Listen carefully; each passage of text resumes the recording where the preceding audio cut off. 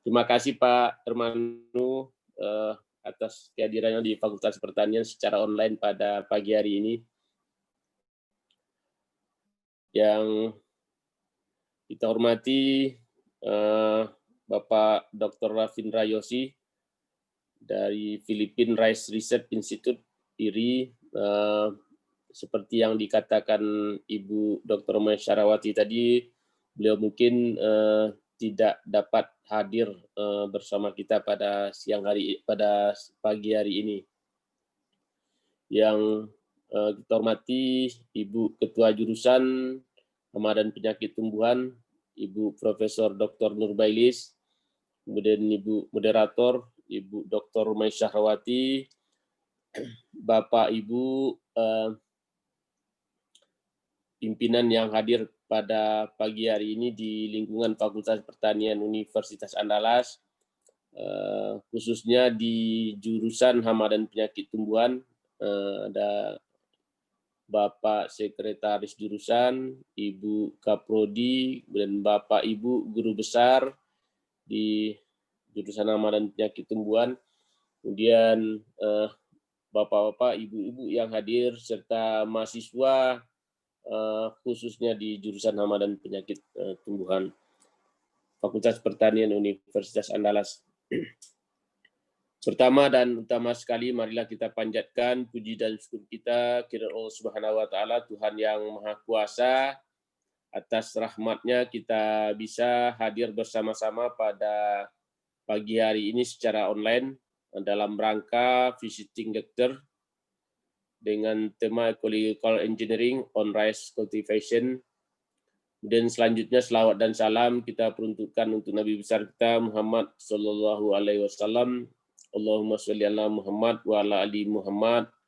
Beliau merupakan suri toladan bagi kita semua. Bapak Ibu hadirin, khususnya Bapak Dr. Hermanu Triwidodo, bahwa visiting lecture ini, kuliah tamu ini kita adakan secara berkala khususnya di jurusan Hama dan Penyakit Tumbuhan Fakultas Pertanian Universitas Andalas.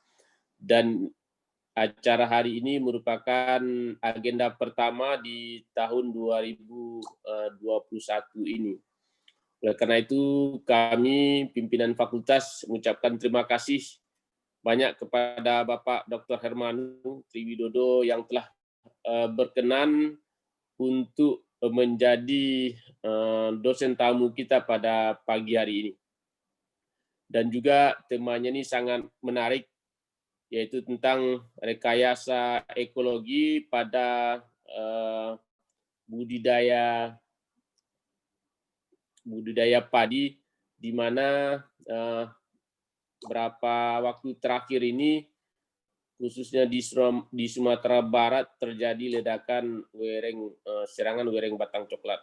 Oleh karena ini kuliah tamu ini tentu sangat menarik dan sangat relevan dengan kondisi yang ada khususnya di Sumatera Barat. Dan juga kita ketahui Bapak Dr. Hermanu ini sangat kompeten dalam hal rekayasa ekologi ini. Oleh karena itu kami Fakultas Pertanian mengucapkan banyak terima kasih atas kehadiran dan kesediaan Bapak Dr. Hermanu sebagai dosen tamu pada pagi hari ini. Juga kami mengucapkan selamat dan sukses kepada jurusan Hama dan Penyakit Tumbuhan yang secara berkala bisa mengadakan acara visiting lecture ini. Ini suatu acara kebanggaan bagi kita di Fakultas Pertanian. Dan ini suatu merupakan respon terbaik kita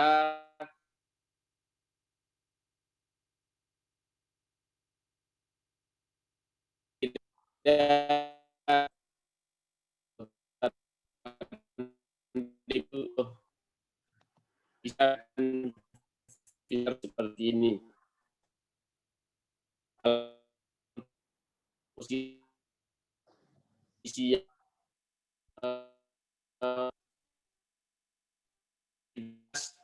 sehingga kita bisa mendapatkan advantage dari kondisi pandemi. Oleh karena itu, fakultas mengucapkan selamat dan sukses kepada guru.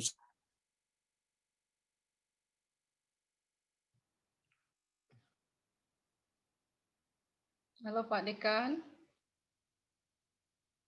Jaringan Pak Dekan kurang stabil, Ciko.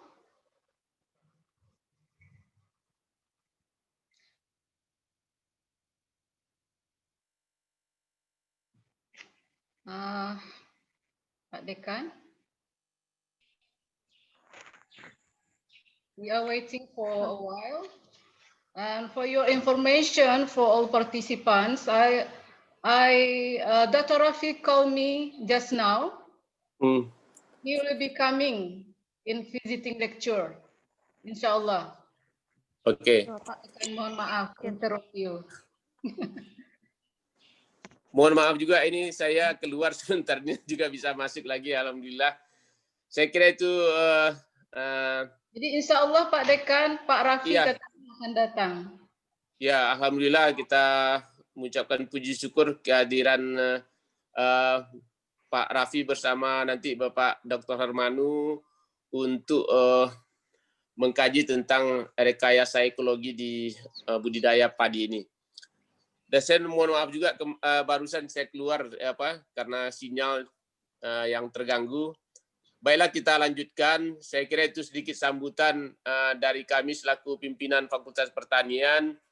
Baiklah, Bapak Ibu sekalian, kita buka acara visiting lecture ini dengan bersama-sama membacakan basmalah. Bismillahirrahmanirrahim. Demikian saja, wabillahi taufik wal hidayah. Assalamualaikum warahmatullahi wabarakatuh. Waalaikumsalam warahmatullahi wabarakatuh. Okay. Thank you very much, Mr. Dr. Munzir Busnia, for a very useful speech for all of us. As we have finished our opening to lead the next session, I would like to introduce Mrs. Dr. Mai Sarawati as moderator this seminar today.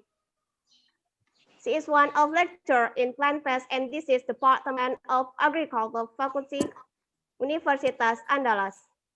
She has received a bachelor degree and master degree at Universitas Andalas. She taken her doctorate degree at Universitas Gadjah Mada. Now, allow me to welcome the moderator. Please join me in welcoming at a round of applause. Thank you very much, Dina Satria, our graduate.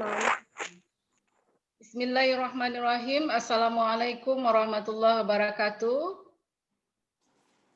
Very good morning for all of you, Bapak dan Ibu, our students, and the all participants that visiting lecture, the organized by Plant, Pest, and Disease Department, Faculty of Agriculture, Universitas Andalas, Padang, Indonesia. First of all, I would like to say greeting for the Honorable Dean, Faculty of Agriculture, Universitas Andalas, and the Honorable Head of Plant, Pest, and Disease Department, Faculty of Agriculture, Universitas Andalas, and for our speakers already being here now, Bapak Dr. Hermanu Triwidodo from IPB University. Thank you very much for joining here. And my name is Mai Shahrawati. I'm a lecturer at Plant Protection Department, Faculty of Agriculture, Universitas Andalas. And I got a responsibility to be a moderator in lecture sessions in general topic, ecological engineering on rice cultivation. Ladies and gentlemen, why we choose to talk about rice? Yesterday we talk rice, today we talk rice, and maybe tomorrow, I'm very sure, we still talk about rice. Because rice is staple food for majority human being around the world, including Indonesia. Then why we choose ecological engineering? Ecological engineering is one strategy to increase biodiversity and strengthen ecosystem services in rice fields. And as far as we know, maybe Dr. Hermanu better know about me, from me, ecological engineering is included in IPM, Integrated Pest Management. So it is very important for a discussion. And for your information, in Padang, West Sumatra, we are facing now rice damage due to brown plant hopper outbreak. And our farmer still strong belief that insecticide is problem solver to decrease the impact. Okay, ladies and gentlemen, in lecture session, we have two speakers. We'll talk more about ecological engineering in rice cultivation. Dr. Hermanu Triwidodo from Plant Protection Department, IPB University in Indonesia, and also Dr. Ravindra Joshi. He said he will coming in visiting lecture today. He come from Philippine Rice Research Institute. We have two amazing speakers now. For information, each speaker has 30 to 45 minutes for presentation. And after both presented completely, it will be followed by discussion. We will discussion until 11 or 11:15. For first presentation, I cordially invite Dr. Hermanu Triwidodo.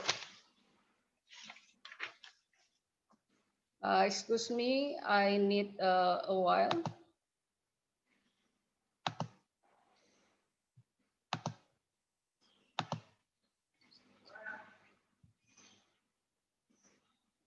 Okay, I share screen for introducing Dr. Hermanu Triwidodo.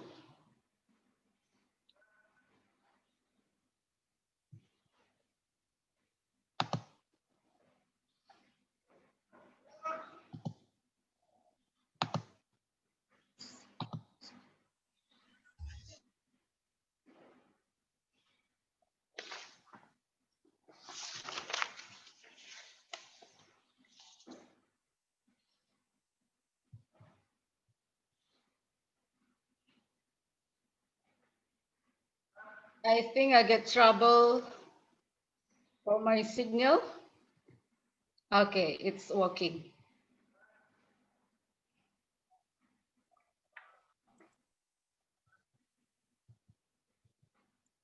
Okay, we will go to Dr. Hermanu Triwidodo.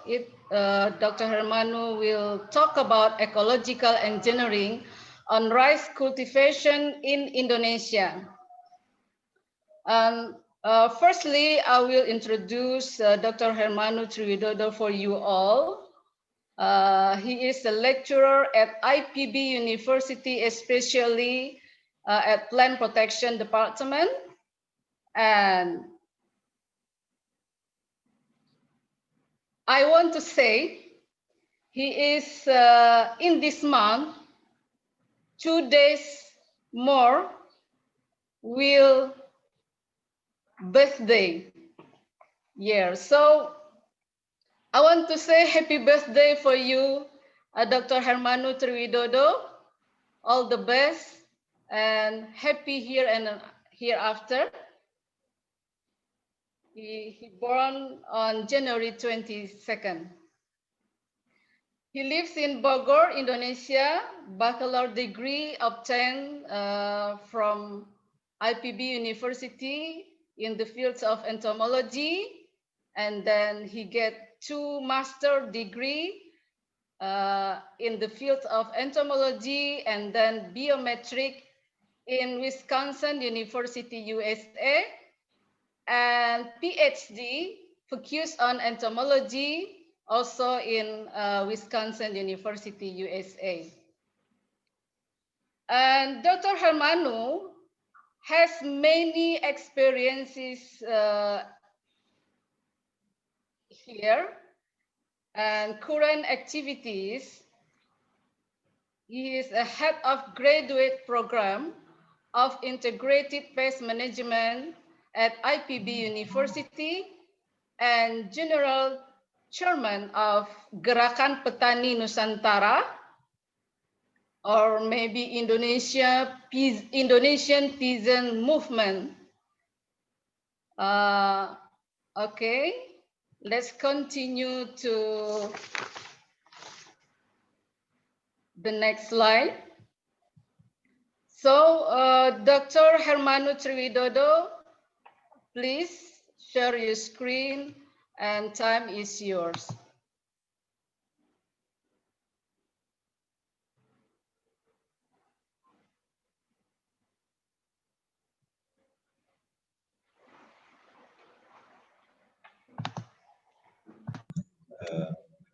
Terima kasih, Bu Mai. Assalamualaikum warahmatullahi wabarakatuh. Bapak Dekan, Ibu Kepala Departemen yang saya hormati, ini terima kasih, ini suatu kehormatan bagi saya untuk bisa bergabung dengan para kolega di Fakultas Pertanian Universitas Andalas dan juga khususnya dari kolega-kolega saya di Departemen Hama dan Penyakit Tanaman Fakultas Pertanian Universitas Andalas. Senang ini bisa di masa-masa pandemi ini kita masih bisa silaturahim. Semoga kita semua tetap sehat, penuh semangat dan selalu memilih bahagia. Saya tadinya mau ngomong dalam bahasa Inggris dan saya akan minta maaf pada Pak Ravindra Chandra Joshi bahwa saya akan mempresentasikan dalam mixed language, bahasa dan bahasa Inggris, campuran begitu, 99% bahasa Indonesia, 1% bahasa Inggris. Ini juga saya sebenarnya agak ngeri, tapi sebenarnya ingin berbagi saja tentang perkembangan apa yang terjadi, khususnya di IPB, UGM, dan beberapa kawan di Brawijaya tentang yang terkait dengan rekayasa ekologi.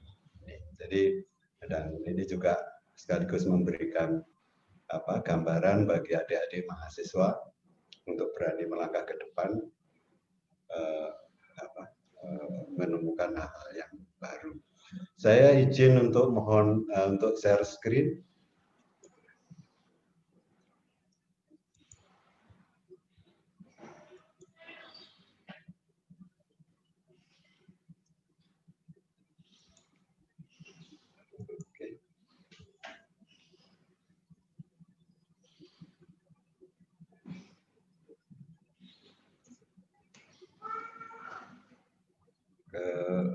Sudah bisa kelihatan, tapi saya masih agak. Sudah kelihatan, Pak. Ya, Pak. Sudah kelihatan, oke. Sebentar, saya mohon maaf ini karena tua jadi agak gaptek juga. Saya untuk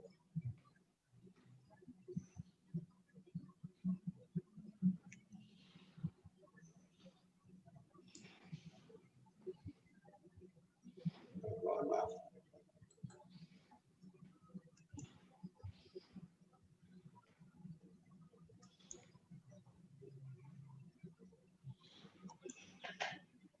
Oke, jadi saya diminta untuk bicara. Sebenarnya saya mempersiapkan diri setelah Dr. Yosi dari Philippine Rice Institute untuk bicara ini, sehingga saya sebenarnya agak loncat. Tapi pertanyaan saya ini, kalau kita bicara tentang rekayasa ekologi pada pertanaman padi, itu yang mana? Apakah ada? apakah mungkin gitu. Jadi saya lebih banyak nanti berbagi ke arah sana. Saya kaget juga mendengar bahwa tadi ada terjadi ledakan wereng batang coklat di Sumatera Barat. Kebetulan saya sebagai Ketua Gerakan Petani Nusantara dan dari Tani Center pada Oktober yang lalu juga sudah memperingatkan bahwa tahun ini akan ada beberapa ledakan. Ini saya ada kaitannya dengan itu, pas saja yang saya tampilkan. Ini gambar ini diambil di Madiun. Itu ada Pak Binsa di situ, ada Ibu Kepala Sekolah, ada anak-anak sekolah sedang turun ke lapang untuk seperti melakukan muatan lokal begitu untuk SD, dan mereka sedang mengumpulkan kelompok telur penggerek, dan kelompok telur itu dihargai Rp500 satu kelompok telur. Jadi Mulog ada kerjasama dengan Dinas Pendidikan, Mulognya, dan ada reward bagi anak-anak yang mengumpulkan sambil bergembira belajar. Telur yang dikumpulkan itu mereka diminta buat botol plastik gitu yang dipotong lalu dibalik, telurnya dimasukkan ke situ, lalu diamati di rumah apa yang keluar. Kalau yang keluar ulat, ulatnya dimatikan. Kalau yang keluar yang terbang-terbang di sini dibawa ke lapang di beratnya. Jadi ini proses yang terjadi. Pertanyaannya, apakah ini bisa disebut rekayasa ekologi pada pertanaman tadi? Itu satu. Ini dilakukan pada tahun di Madiun itu untuk mencegah terjadinya serangan wereng, karena biasanya di awal tanam yang menjadi masalah adalah penggerek batang, lalu petaninya panik menyemprot pestisida dan menghasilkan wereng sebagai hama yang muncul dan lebih parah. Ini yang kedua, ini di Klaten, ketika terjadi ledakan wereng, itu kita membuat satu flyer yang judulnya itu ya, kalau sawah sakit, hama wereng bangkit. Kalau sawah sehat, hama wereng tidak mendekat. Dan itu yang disebut sawah sakit itu adalah sawah dengan miskin bahan organik, makanan predator tidak ada, penyemprotan pestisida, banyak predator yang mati, dan tidak ada predator yang menunggui untuk memakan wereng. Sebaliknya sawah yang sehat itu adalah sawah yang kaya bahan organik, tidak disemprot pestisida, banyak predator, dan predator banyak makan wereng. Karena anjurannya mencegah serangan wereng dapat dilakukan dengan mengembalikan jerami ke sawah untuk meningkatkan bahan organik, menghindari penggunaan pestisida, jangan menanam varietas yang berasal dari mancanegara, dan jangan biarkan sawah tergenang terus-menerus. Itu yang kita lakukan. Pertanyaannya lagi, apakah ini bisa kita sebut rekayasa ekologi? Nah, ini yang seringkali akrab dikaitkan dengan rekayasa ekologi, yaitu penanaman tanaman refugia. Ini ada gambar di Desa Besur, Lamongan. Seluruh desanya hampir diwarnai dengan bunga-bunga. Ini kebetulan di pusat kegiatannya itu ada manajemen tanaman sehat dan sudah dipakai untuk semacam agrowisata desa begitu. Diatur rapi, jadi sepanjang saluran air dan air penuh bunga-bunga. Ini adalah tanaman refugia yang sedang in sekarang. Lalu kita tanyakan apakah ini juga bisa kita sebut sebagai rekayasa ekologi. Jadi ini berbagi saja ini. Jadi banyak sekali hal-hal yang sudah dilakukan, dan saya tahu di Sumatera Barat sejak zaman sahabat saya Pak Joni itu sudah ada Institut Pertanian Organik Indonesia, yang ada di sini, lalu SLPHT-nya juga luar biasa. Dan salah satu provinsi ketika beliau jadi kepala dinas itu yang menolak untuk menanam padi hibrida. Nah, rasanya makanya gembira sekali ada diundang ke Universitas Andalas, karena mesti ini ada gudangnya kaitannya dengan pengendalian hama terpadu dan kemungkinan mengarah ke rekayasa ekologi. Saya ini sedang berbagi saja, kita mau mengajak berkaca dari evolusi proteksi tanaman dan kemudian membahas fakta dan tantangannya. Ini terutama saya dedikasikan untuk adik-adik mahasiswa, sekedar berbagi saja supaya tahu evolusi proteksi tanaman dan arah ke depannya itu bagaimana. Tentu saja praktek-praktek berkaitan dengan pengelolaan hama yang praktis ini, yang disebut praktis itu adalah dikembangkan berdasarkan pemahaman dan sikap dari pengetahuan yang ada. Dan praktek ini sangat dipengaruhi oleh perkembangan pengetahuan dan pengetahuan sangat dipengaruhi. Jadi nanti kalau pengetahuannya berkembang, pemahamannya juga bertambah, prakteknya juga akan berubah. Tapi juga seringkali ada terjadi bahwa prakteknya ini, si petani ini menjadi yang menuntun di depan, yang mendorong adanya pemahaman sehingga mendorong perubahan pengetahuan juga bisa demikian. Jadi yang ingin saya bagi nanti adalah bagaimana perubahan pengetahuan ini bisa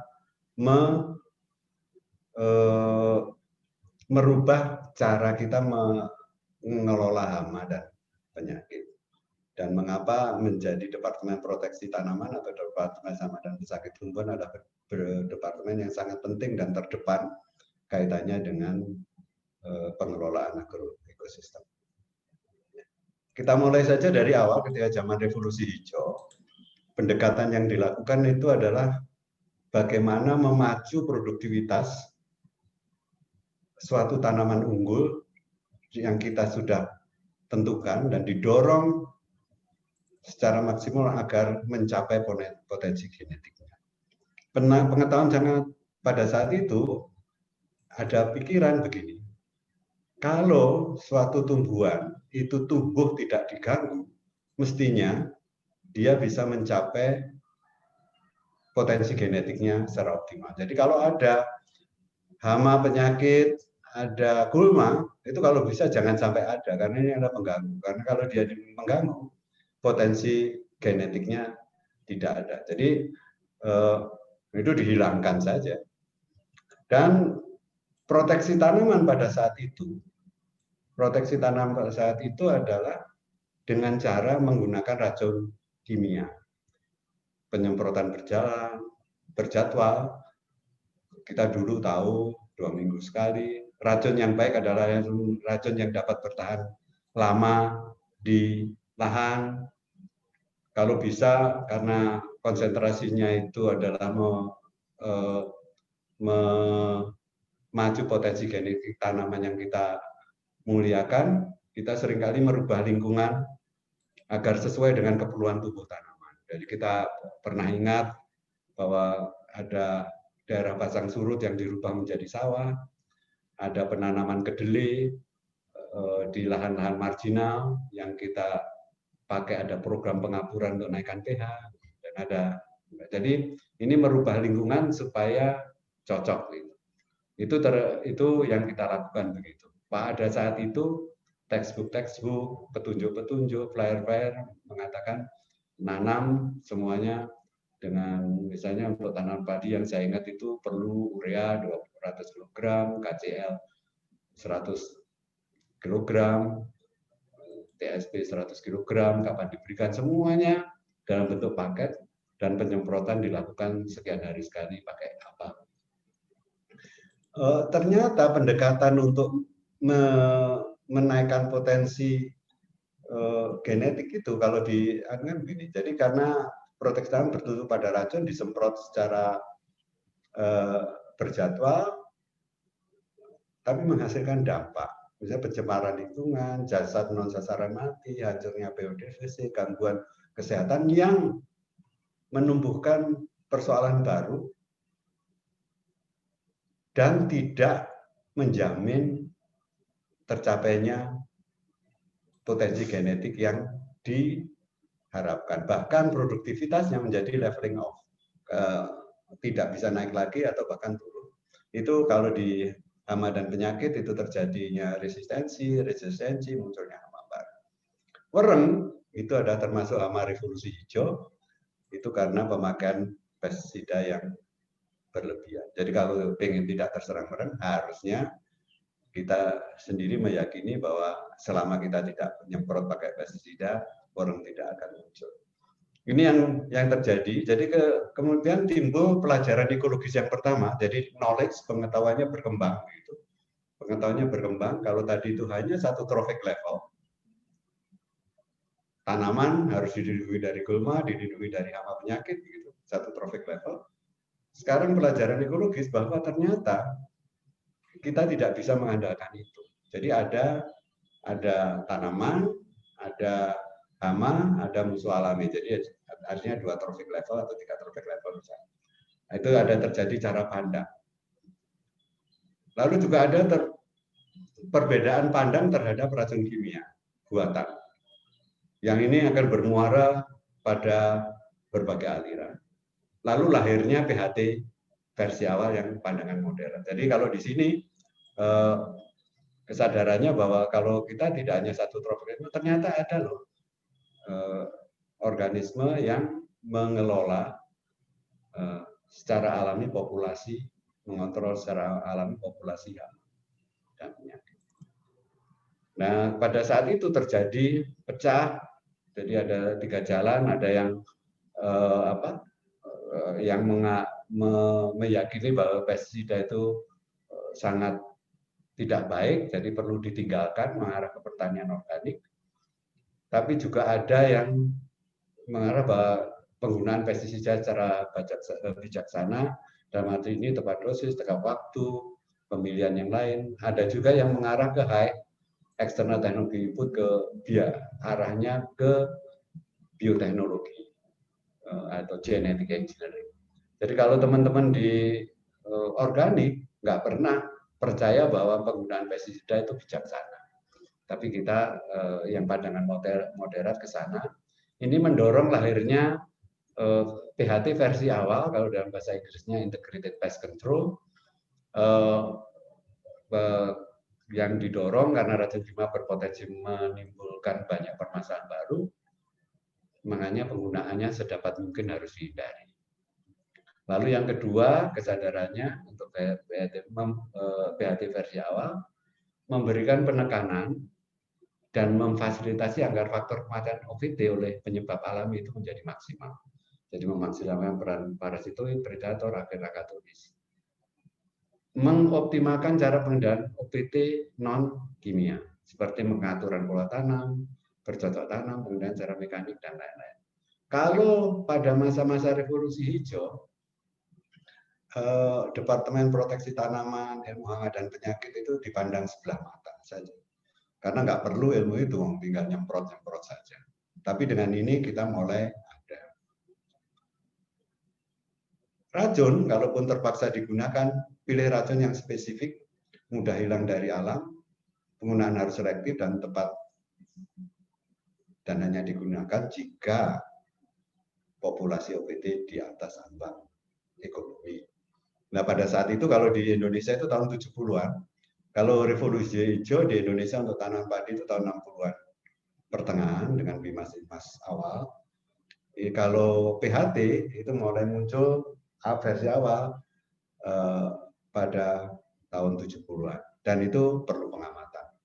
Pada saat revolusi hijau dilakukan, recruiting PPL itu besar-besaran karena mereka.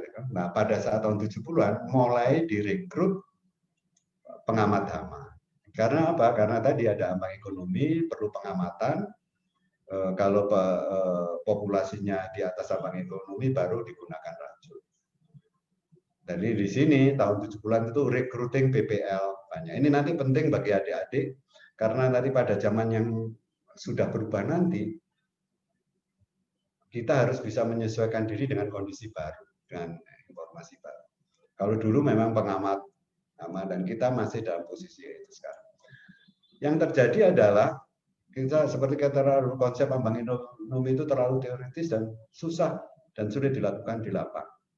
Dan itu terlalu OPT minded. Jadi kalau petani suruh lihat ambang ekonomi baru nyemprot. Dan penggunaan racun kimia juga masih menjadi upaya pengendalian secara sebagian besar oleh petani. Jadi teorinya bagus, untuk dipahami bagus, tapi untuk dipraktekkan itu susah. Jadi saya tidak pernah melihat petani secara serius memakai ambang ekonomi dalam pengambilan keputusan penggunaan racun. Jadi tetap saja dengan teori yang bagus itu, dengan pengamatan dan lain-lain, penggunaan racun itu tidak bisa dihambat. Jadi tetap saja produktivitas tetap leveling nol, pencemaran terjadi, resistensi munculnya hama baru, plus munculnya generasi-generasi baru pestisida yang didukung oleh pemasaran yang sangat agresif. Jadi itu yang mendorong penggunaan racun yang masih banyak. Oleh karenanya timbul pelajaran ekologis yang kedua, bahwa kesadaran pengelolaan OPT harus didasarkan pada pengetahuan ekologi yang utuh, tidak hanya cukup 2 traffic level saja, tetapi juga dalam pandangan ke generasi ekologi yang lebih luas dengan jejaring makanan dan lain-lain. Lalu kesadaran kelaman pikir cara reduksionis, jadi sangat menyederhanakan masalah yang kadang-kadang buntu, jadi terlalu mata kuda, agronomi mata kuda, tanah mata kuda, proteksi tanaman mata kuda, dan masing-masing jalan sendiri, dan itu membuat kadang-kadang menimbulkan petani, membingungkan petani. Di lain pihak juga terjadi bahwa kesadaran bahwa pengembangan pengetahuan itu tidak hanya berkembang di perguruan tinggi dan di bank, tapi juga pihak swasta dan petani itu juga aktif mengembangkan dan kadang-kadang jauh lebih maju dibanding apa yang dilakukan oleh perguruan tinggi. Tadi ada gambar tanaman refugia itu lebih banyak berkembang di luar sistem perguruan tinggi dibanding atas kesadaran dari temuan dari perguruan tinggi. Oleh karenanya kesadaran untuk saling mengisi dan bekerja sama antar disiplin ilmu itu menjadi penting. Dalam pandangan itu, jadi tadi satu traffic level revolusi hijau menghasilkan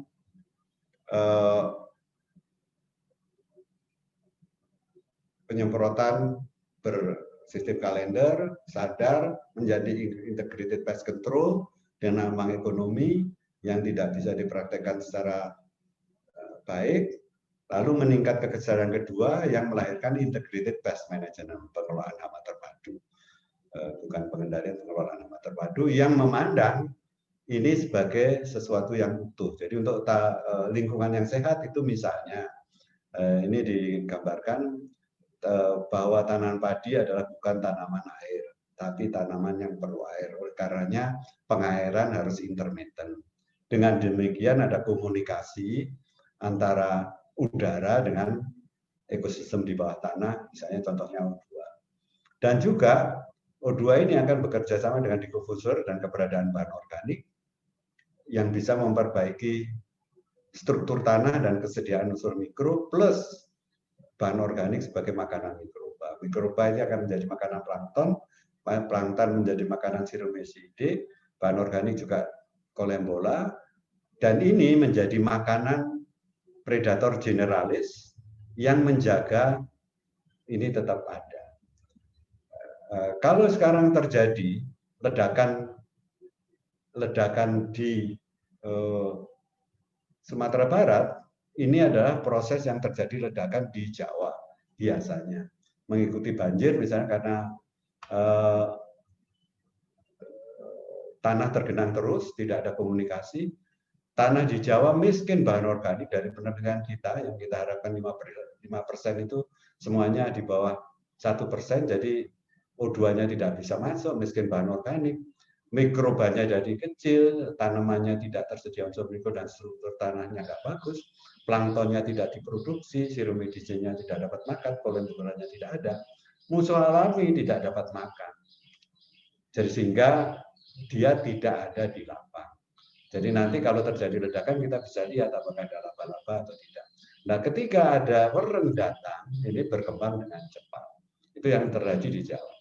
Oleh karena tadi di slide yang kedua tadi ketika di Klaten, anjurannya itu adalah bagaimana menambah bahan organik, tanamannya di pengairannya intermittent, lalu jangan gunakan pestisida yang mematikan musuh alami. Jadi beda tadi kalau harus pakai ambang ekonomi dan lain-lain itu sudah nggak pakai ambang. Di IPB Profesor Aunu mengembangkan cara pendekatan ini untuk PHT, pengelolaan hama terpadunya. Ada 2 tindakan pengendalian yang dilakukan itu. Ini nanti akan relevan dengan pendekatan rekayasa ekologis. Ini adalah tindakan pengendalian preemptif yang dikembangkan berdasarkan proses pemahaman dari pengalaman musim lalu, literatur, pengetahuan pribumi, dan lain-lain. Dan ini disusun dan diintegrasikan pada sistem budidaya tanaman. Nah, di sini sudah orang-orang proteksi tanaman sudah menjamah ke ranah teman-teman agronomi, menganjurkan pemupuan yang tepat, pemilihan varietas, waktu tanam, dan lain-lain itu ada bagian penting dari pengendalian hama terpadu yang termasuk juga pengelolaan tanah, penggunaan mulsa dan lain-lain terintegrasi dengan teman-teman ilmu tanah. Ini dalam PHT yang dikembangkan pengelolaan hama terpadu yang banyak dikembangkan di IPB, menurut Pak Profesor Aunu, ini adalah 70% dari upaya. Yang kedua adalah tindakan responsif. Tindakan responsif itu dilakukan berdasarkan pengamatan pada musim yang sedang berlangsung pada tanam padi. Kalau populasinya itu membahayakan ambang tindakan dan tidak harus ambang ekonomi yang jumlahnya populasi, tapi juga bisa perasaan, baru dilakukan tindakan responsif. Tindakan responsif juga tidak harus pakai racun, karena banyak juga yang tidak tersedia racunnya atau tidak bisa dibunuh oleh racun varis. Makanya tindakan ini, tindakan responsif ditekankan tidak harus pakai racun. Kalau ambang ekonomi kan memang arahnya penggunaan racun. Gitu. Dan kalau tidak ada ya ke agroekonomi. Dan nanti mengarah ke pasar. Ini yang PHT. Gitu. Oleh karenanya dalam SLPHT dan lain-lain yang ditekankan untuk menghindarkan terjadinya serangan hama dan penyakit itu adalah bagaimana melakukan budidaya tanaman sehat, memaksimalkan peran mitra tani, musuh alami, pengamatan berkala, tetap waspada, dan petani yang ahli di lahannya. Jadi subjeknya di situ petani. Ini yang banyak di SLPHT. Kita bisa bicara tentang pendekatan SLPHT secara terpisah kalau tertarik. Tetapi itu tidak memuaskan dari banyak pihak, baik di Gajah Mada, UIBB maupun Brawijaya dan universitas yang lain yang saya tahu sering bekerja sama. Karena PHT yang ada sekarang itu terlalu menjadi milik Departemen Proteksi Tanaman saja atau orang ilmu hama dan penyakit tanaman saja. Jadi fokusnya itu pada taktik untuk menekan hama dan mengurangi kerusakan tanaman. Dan sedikit sekali upaya untuk menjawab mengapa agrosistem begitu rentan terhadap OPT. Kenapa kok diserang terus? Dan bagaimana membuat agar agroekosistem lebih tangguh terhadap serangan OPT. Nah, sekarang ini kesadaran itu sudah ada. Ini ada nama Pak Gatot Mujiono itu karena saya sudah minta izin beliau bahwa slide-nya saya bajak, saya pakai di sini. Dan beliau mengizinkan. Di UGM sendiri sekarang ini sedang berkembang juga itu. Untuk solusi jangka panjang masalah OPT hanya dapat dicapai dengan restrukturisasi dan pengelolaan agrosistem untuk mengoptimalkan layanan ekologi atau agroecological services, dan itu namanya pendekatan agroekologi. Di UGM sebentar lagi Pak Andi Trisno dan kawan-kawan akan menerbitkan buku in press sekarang ini yang bukunya berjudul agroekologi. Itu adalah bukan bagian dari PHT, tetapi evolusi yang lebih muntakhir daripada cara pandang PHT tadi. Di IPB juga mata kuliah agroekologi itu menjadi mata kuliah penciri Departemen Proteksi Tanaman, dan itu ditawarkan kepada jurusan yang lain. Bukan dari, jadi agroekologi menjadi mata. Jadi kalau ingat yang tadi, mohon maaf. Kalau ingat yang tadi, pengetahuannya itu agroekologi dipahami, dan ecological engineering itu adalah bentuk praktek dari ilmu yang disebut agroekologi. Yang saya katakan tadi bahwa teman-teman di UGM sedang menulis buku tentang agroekologi, di IPB itu sudah dijadikan penciri dari proteksi tanaman dan menjadi kuliah khusus dengan 3 kredit kalau nggak salah. Dan sudah mulai di sini sudah 3 semester diberikan. Pak Gatot mempraktekannya di lapang di Brawijaya. Jadi ecological engineering semacam ini. Jadi ini bentuk, kalau tadi ini PHT 3 trophic level dan lain-lain, ini lebih banyak ke landscape. Ini pengertian agroekologi, mohon maaf bukan menggurui ini saya ambil tadi, saya bajak dari PPT-nya Pak Gatot dari Brawijaya, dan atas izin beliau ini bisa dipaparkan secara utuh. Tidak. Jadi menurut yang ditulis bahwa PPT itu, agroekologi adalah ilmu yang mempelajari agroekosistem secara holistik, menyeluruh dan keterkaitan bagian-bagiannya, dalam hal ini termasuk semua unsur lingkungan dan manusia. Suatu lahan pertanian dipandang sebagai sistem yang kompleks di mana proses ekologi berlangsung dalam kondisi alam. Jadi itu jadi agroekologi adalah ilmu yang mempelajari bagaimana merancang dan mengelola agroekosistem yang berkelanjutan, lalu penerapan prinsip-prinsip ekologi untuk merancang dan mengelola agroekosistem yang berkelanjutan.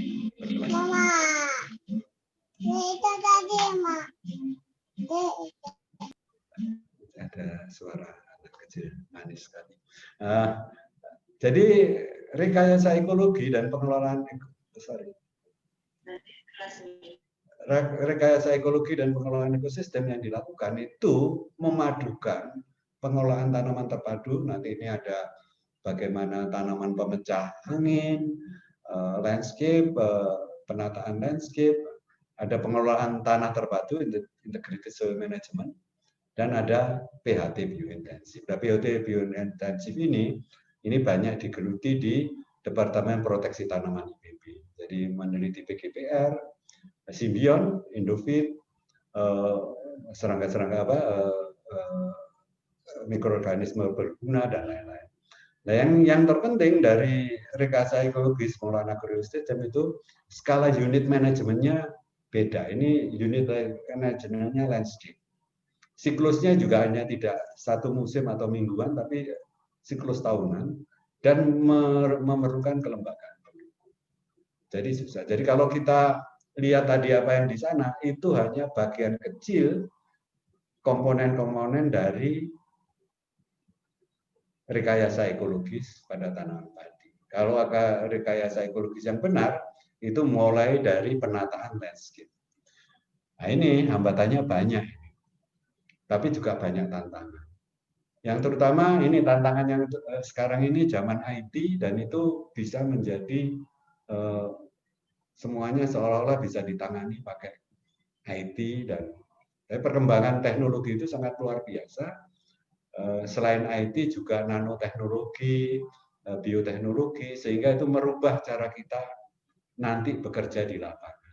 Sebagai contoh, kalau dulu kita mengidentifikasi serangga itu berdasarkan morfologi, berapa ini, venasi sayap. Sekarang itu tidak sesulit itu, tinggal membuat preparat, dikirimkan, lalu dengan marker genetik kita bisa ketemu. Makanya terus ada istilah, kalau sekarang ini, padahal kita dulu sudah nyebutnya spesies, morfospesies, jadi spesies yang diidentifikasi berdasarkan morfologi. Belum molekuler itu, nggak canggih kan. Jadi sekarang ada teori itu. Cara pengamatan, kalau dulu pengamatan langsung, sekarang pakai satelit. Semuanya bisa diatur. Jadi kedepannya nanti, saya kira pengamat hama, peran lulusan ilmu hama dan penyakit tanaman, itu tidak akan melulu seperti dulu lagi. Jadi harus dikuatkan dengan teknologi penginderaan jarak jauh, analisa spektral, karena sekarang dari apps yang kita ciptakan saja kita sudah tidak hanya bisa memantau penyakit apa dari spektralnya, tapi dari jauh ya, ini keserang orang atau kekeringan atau keserang tikus itu bisa dari jauh, atau keserang penyakit apa bisa dari jauh. Tapi juga sampai dengan mengidentifikasi kekurangan hara bagaimana. Nah, itu kadang-kadang bagi orang-orang kuno kayak saya itu merasa nggak mungkin, seperti juga kalau kita mengidentifikasi tanpa melihat morfologi itu nggak mungkin. Nah, saya termasuk orang kuno. Yang kedua, selain itu juga IT ini juga berpengaruh terhadap bagaimana kita berkomunikasi dan membangun kelembagaan. Kalau revolusi hijau dulu semuanya satu arah, petani harus ikut, kalau nggak ikut ditangkap. Lalu ada PHT, ada pendekatan partisipatoris, bisa saling diskusi. Nah, pertanian 4.0 itu nanti bagaimana? Siapa yang akan mengarahkan sehingga pendekatan agroekologi bisa dijalankan? Nah, ini yang paling susah. Yang paling susah itu masalah kelembagaan di pendukung petani. Jadi kalau kita bisa berpikir agroekologi, tapi kendaraan yang ada itu mungkin cara pikirnya masih cara pikir level pertama tadi, yang satu traffic level, mungkin level kedua, mungkin level ketiga. Dan itu terjadi, terus terang saja terjadi. Kritik saya terhadap Kementerian Pertanian misalnya, ketika mereka gagal paham apa yang dimaksud dengan statement Presiden tiada hari tanpa panen di Indonesia. Presiden menekankan panennya. Karena kalau mau panen itu pakai pendekatan agroekologi. PHT paling enggak versi yang ketiga.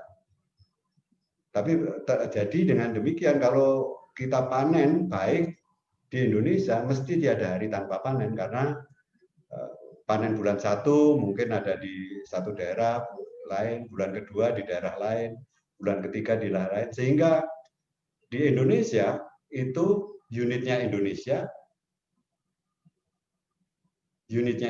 sehingga di Indonesia tiada hari tanpa panen. Problemnya sekarang adalah bagaimana penataan logistik, makanya ada tol laut dan lain-lain, jadi bisa dilakukan. Tapi kalau cara pikir itu dipakai oleh level yang satu traffic level atau dua traffic level yang tadi, terjemahannya jadi lain, dan itu sudah terjadi dan sekarang akan terjadi lagi. Kritik saya mungkin juga timbulnya hama wareng dan hama-hama yang lain dan turunnya produksi itu bukan karena OPT, itu lebih banyak karena policy yang kurang tepat. Jadi kita pernah dengar ada bahwa di suatu daerah itu harus tiada hari tanpa panen. Bisa didorong yang biasanya 2 kali panen menjadi 3 kali, bahkan 4 kali, yang justru bertentangan dengan prinsip agroekologi. Kalau dulu orang pegawai pertanian, mohon maaf, rapat di Jakarta yang ditanya berapa tambah luas tanam, berapa begitu. Jadi yang stres petaninya di lapang karena banyak gangguan, dan itu sejarah berulang. Saat ini juga ada keinginan semacam itu, tapi kita berusaha untuk meluruskan supaya pandangan Indonesia itu, ini sekali lagi adalah skill dari skala pengelolaan, jangan skala Indonesia jangan diterapkan di desa, kecamatan, atau kabupaten. Itu hancur itu pendekatan agroekologinya dan akan bertentangan dengan alam.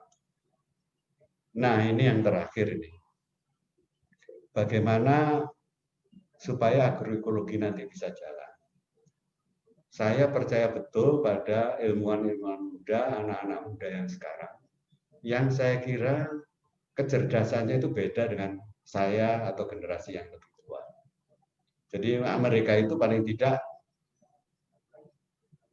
berani berpikir nyeleneh, berani menanggung risiko, dan tidak takut letih. Jadi kalau kayak saya itu kayaknya berpikir nyeleneh itu agak gimana begitu ya, apalagi menanggung risiko, dan karena tua cepat capek. Jadi untuk anak-anak muda ini saya akan berharap akan ketemu. Nah, ini mohon maaf ini, jadi saya lihat di Departemen Hama dan Penyakit Tanaman itu anak dosen-dosen mudanya, dokter-dokternya banyak sekali, berasal dari mana-mana. Saya kira itu nanti akan mengembangkan ilmu-ilmu baru yang harus di luar jalur, ini mahasiswanya juga ini, di luar jalur yang kita tempuh dulu. Kalau saya dulu kan tempuhnya begini, sampai pada tahap ini, dengan segala macam, dengan IPM, dengan apa. Nah, kita juga bisa masih bisa nolong teman-teman itu, tapi tidak harus memaksa yang muda-muda ikut dengan kita lewat jalur ini loh. Ya kita mesti memberikan tangga gitu. Dan saya yakin bahwa mereka menggunakan tangga itu bukan untuk ke jalan kita, tapi membuat bangunan baru memakai tangga, dan memakai tangga itu menyambung. Jadi saya berharap nanti ke depannya dengan penelitian-penelitian misalnya untuk teman-teman hama dan penyakit tumbuhan mulai memikirkan penelitian kaitannya dengan windbreaker, tanaman refugia, macam-macam yang tidak pernah kita pikir sebelumnya, yang hanya berpikir 1 atau 2 level. Tapi ini sudah ada konsep-konsepnya, sudah sampai ikut di komunitas. Kembali ke yang awal tadi, slide-slide itu menjadi bagian-bagian kecil mengarah ke pendekatan rekayasa ekologi. Dan itu bisa jadikan pintu masuk sebelum yang lain-lain dilakukan. Jadi kita bisa masuk dari pengendalian biologi, pengumpulan kelompok telur, nanti ditambahi lagi dengan pengembalian jerami, ditambahin lagi dengan tanaman refugia, itu pun hanya di sawah kita sendiri. Nanti dengan tetangga-tetangga, akhirnya kita nanti sepakat kalau dengan Pak Gatot Mujiono, bagaimana kita mengembangkan sistem agroekologi berbasis padi, tapi ada juga dipikirkan pola tanam dan lain-lain yang secara keseluruhan untuk kesejahteraan petani Indonesia. Saya kira itu yang bisa saya sampaikan. Mohon maaf kalau ada salah-salah kata. Sangat gembira sekali bisa berbagi dengan kolega-kolega di Universitas Andalas kepada adik-adik mahasiswa. Saat ini di IPB, UGM dan lain-lain konsentrasi penelitiannya banyak di sana, termasuk nanti kalau Universitas Andalas juga teman-teman HPT juga harus memperhatikan kelembagaan petani yang harusnya tidak dilarang kepada penelitian partisipatif petani yang kurang bermutu dari sisi yang lain, tetapi mungkin yang bagus. Saya percaya teman-teman akan bisa lebih baik daripada kami-kami yang sudah tua ini. Anak-anak muda saya berharap banyak. Saya kira gitu, mohon maaf kalau ada salah-salah kata. Assalamualaikum warahmatullahi wabarakatuh. Waalaikumsalam warahmatullahi wabarakatuh. Terima kasih Bapak Hermanu yang sudah presentasi dengan sangat bagus sekali untuk menambah wawasan kita semua tentang ecological engineering. Ini kebetulan, ya. Ini sedikit saya potong ya. Tadi ya. Pak Hermanu bercerita atau menyebut nama Pak Joni tadi, Pak Insinyur Joni. Jadi saya sengaja telepon beliau dan beliau juga udah bergabung bersama kita nih, Pak Hermanu, temannya Pak Hermanu. Terima kasih Pak Joni, itu guru saya, guru di lapang. Jadi Selamat datang Pak Joni. Pak Joni, Teman lama ini Pak. pahlawan kita tuh. Ya, nanti Aktif tuh Pak, video sama audionya Pak Joni tuh Pak. Oh, masih di mute ya? mungkin nanti bisa diminta juga pengalaman Pak Joni untuk rekayasa. Sangat diminta. Ah, ini beliau Bu. Ya, selamat datang Pak Ya, Joni. Bos. Selamat datang. Ini ada teman lamanya nih Pak. Bukan teman lamanya, teman yang sampai sekarang masih teman ya. Ya, sehat lah. Alhamdulillah lihat sehat Bung Joni. Ya tadi saya sedang di jalan, di kontaknya oleh Pak Dekan kita. Tolong ikut nih Pak Joni. Itu aja tadi. Ngapain apa mau diikut? Nah itu lupa ketemu teman lama saya.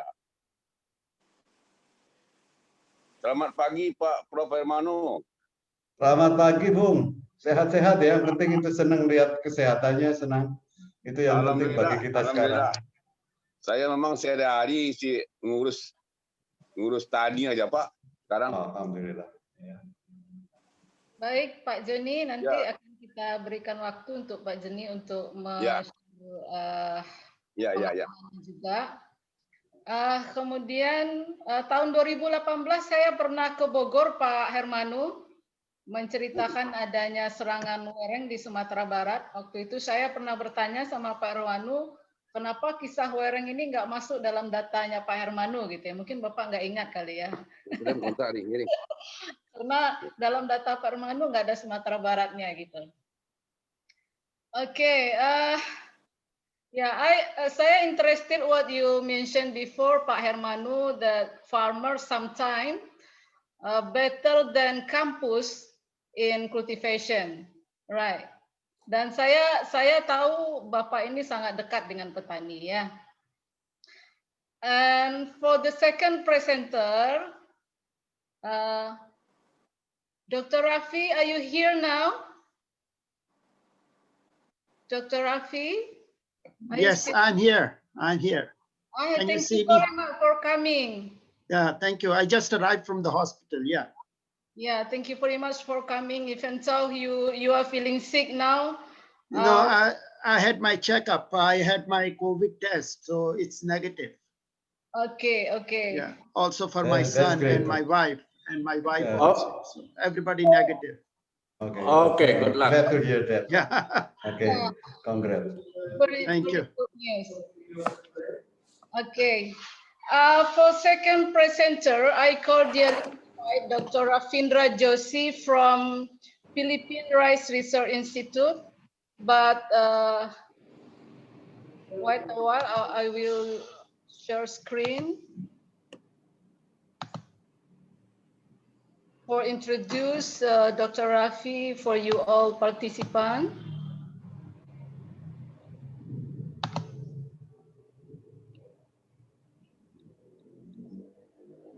Okay.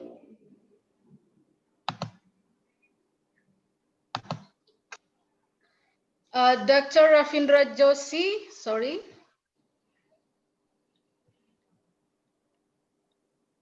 From Philippine Rice Research Institute, bachelor degree in the field of agriculture,